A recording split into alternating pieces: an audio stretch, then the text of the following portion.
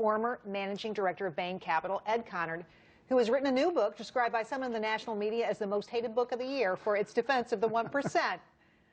You see it right there. Unintended consequences, why everything you've been told about the economy is wrong. I started reading this today, Ed.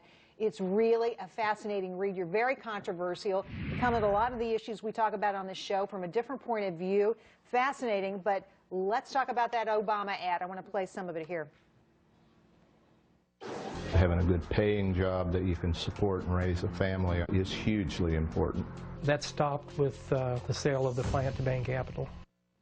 So they're talking about a company called GST, a steel manufacturer, which I think was probably bought when the steel industry in this country was in the toilet, frankly. Yes. Was Mitt Romney a jobs killer with this?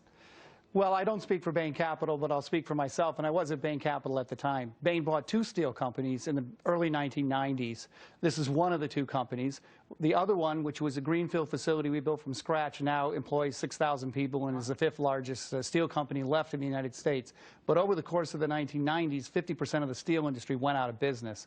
We spent $100 million and 10 years working on this company, trying to make it successful. It was put up for sale originally when we bought it because it was in the process of being shut down. We tried to make it successful. We weren't able to make it successful. 50% of the industry wasn't successful. So the heart and soul of the criticism is that Bain Capital and companies that do what Bain does come in, they strip out the assets, they take the money out of it, and they let these companies fail. How do you respond? If it was only that obvious as a way to make profits, as if you could stay in business very long with a strategy like that.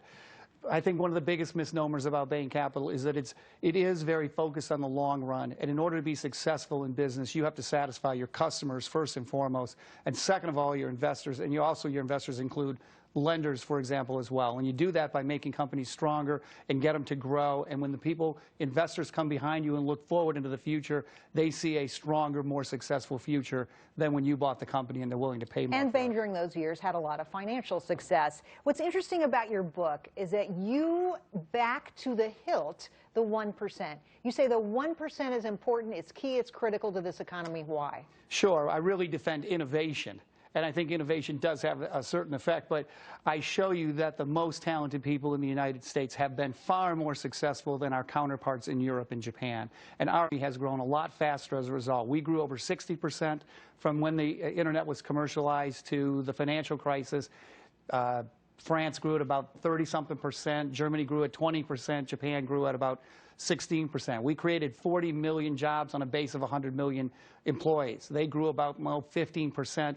Maybe 20% at the high end in terms of employment. We put far more people to work than those economies ever did. Our 1% has been much more productive, and the argument that it's not helping the middle class is almost laughable.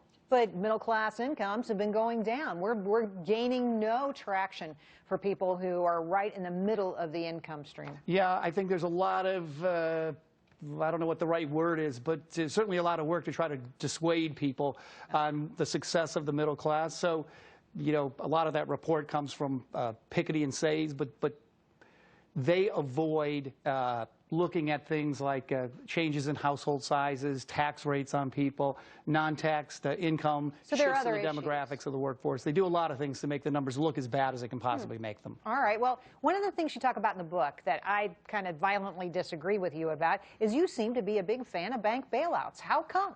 Well, I think there's two issues that banks face, and we should differentiate between the two of them. So if they make loans and they lose money, they got to pay every nickel of that loss. But there's a second issue that the banks face, and that is that depositors can withdraw their money from the banks, and they can withdraw them from all banks. We had a 30% drop in real estate prices, and institutional depositors withdrew their money. The magnitude, the size of those withdrawals, about $1.5 trillion, way bigger than the loan losses that were incurred on subprime finance. That's really what takes down our banking system. And if we hold banks responsible for withdrawals, they have no choice but to leave money sitting in the vault so to be available when the depositors come to withdraw the money. And if we do that, we'll get a slower growing economy with much higher JP Morgan Chase, I'm sure you saw their loss, which really isn't that big when you look at their entire assets, right? I mean, 2.2 trillion versus 2 billion, not a huge difference, obviously. Sure.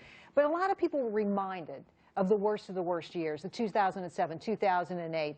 Should there be some more regulation on these banks to make sure the taxpayers are not backing these banks when they make stupid bets? Well, I do think there has to, I don't think anybody would argue that there doesn't need to be regulation on banking. Banking is a risky business, largely because it's the vehicle through which we borrow short-term savings and lend them long. So we're always running this risk that people could withdraw their money and the banking system will collapse. What I say in the book is, let's stop kidding ourselves.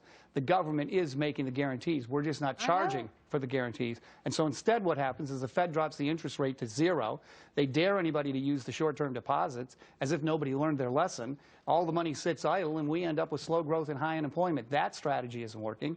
There's a lot of strategies that aren't working, and you've got to come back and talk to us about more. Pleasure having you on the show. Really appreciate it. Thank you for having me. All right, coming up, and you